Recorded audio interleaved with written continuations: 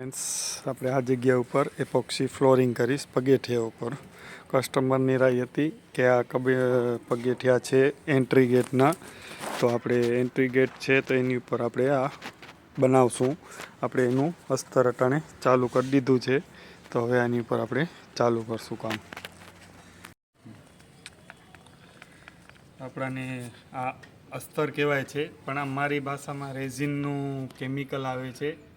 એક હાર્ડનર અને રેઝિન એ બે મિક્સ કરીને આપણે આની ઉપર પહેલે લગાડશું. લગાડી અને 2 થી 3 કલાક અને સુકાવા દેશું. સુકાઈ અને બીજો પાર્ટ ચાલુ કરશું એનો. આપણે આવી રીતે આ રેડી દેશું ને રેડીને પતરાની મદદથી આપણે ખાલી સ્લાઇડ જ કરવાનું રહેશે આવી રીતે. એટલે શું છે કે કેમિકલને પકડ આવે મજબૂત. તો આપણાને આવી રીતે બનાવીને આવી રીતે લગાવશું ખાલી. આમાં કંઈ છે જ નહીં એવું. તો આપણને હલકું બારીક જ મામૂલી છે, ખાલી અસ્તર જ કહેવાય. તો આપણને આવી રીતે લગાડી નાખશું.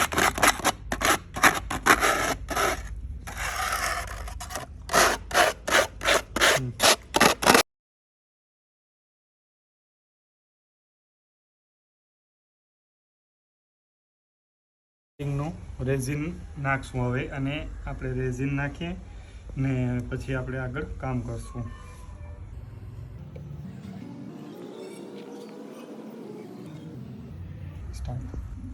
આપણે ફિલર હવે ફિલર આવશે. આ તમે જોઈ રહ્યા છો, આ ફિલર આવશે. તો ફિલર આપણે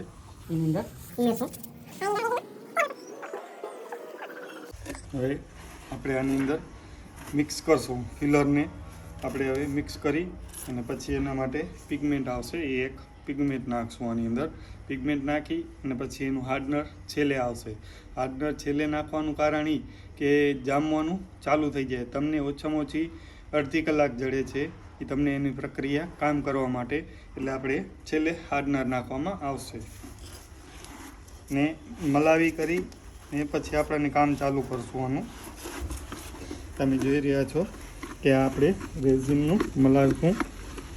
બરાબર રીતે મલાવવાનું છે. આ એકચ્યુઅલી મારી પાસે અટાણે મશીન નથી, તો હું લાકડીથી એને મલાવી અને પરફેક્ટ કામ કરશું આગળ આપણે.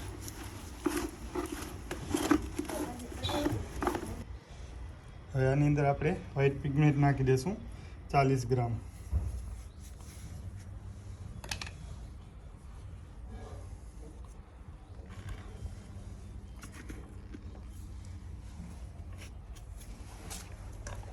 આવી ગયું છે. તો આપણે રેઝિન નાખશું 600 ગ્રામ.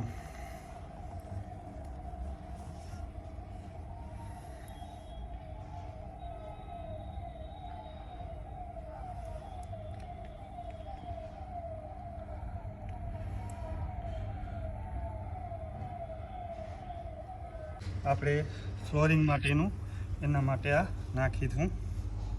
એટલે ફ્લોરિંગ આ એનું સેટ કરવા માટેનું 2 mm યુઝ કરશું આપણે.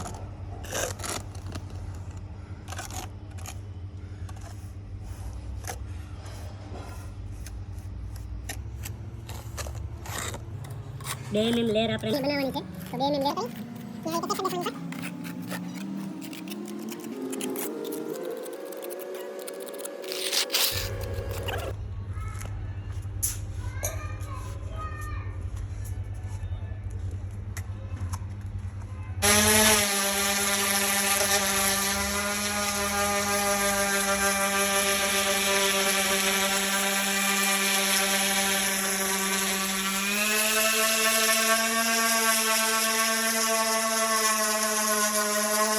કોટ કરવાનો છે. એમાં આપણે બ્લેક કલરનું દેખાડશું. આ ટપ્પામાં જે પગેઠિયા છે સ્ટેપ બાય સ્ટેપમાં. તો આપણે કસ્ટમરની ચોઈસ હતી કે આપણે બ્લેક કલર જોઈએ છીએ અને માથે વ્હાઇટ ડોટ ફ્રીન કપે એને. તો આપણે પ્રોસેસ કરશું કેમિકલની. હવે એનું આપણે પહેલે રેઝિન નાખશું 850 ગ્રામનું. હવે રેઝિન નાખી દઈએ છીએ.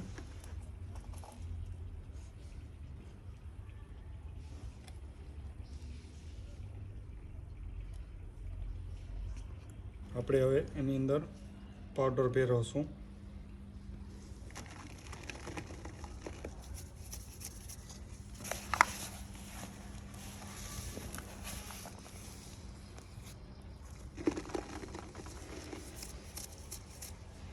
એવું જરૂરી નથી કે માપ પ્રમાણે, પણ આપણે અંદાજે અટાણે આ એનો ગ્રામ પ્રમાણે લેશું, અને એવું લાગે કે આપણને હજી નાખવાની જરૂર છે તો આપણે નાખી શકશું.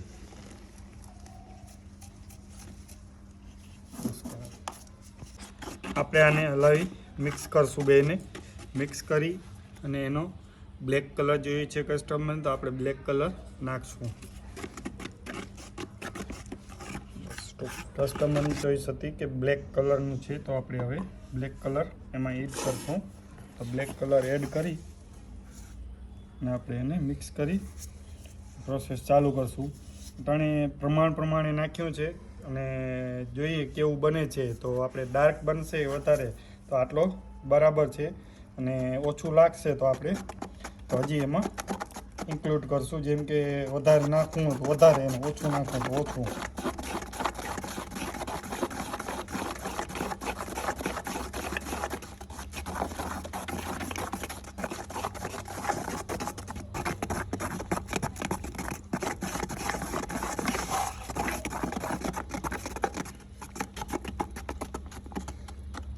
આપણે હવે હાર્ડનર નાખશું એની અંદર.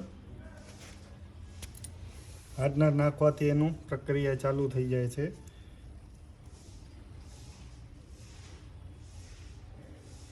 એટલે આ ટોપ કોટનું હાર્ડનર આપણે યુઝ કરશું. તો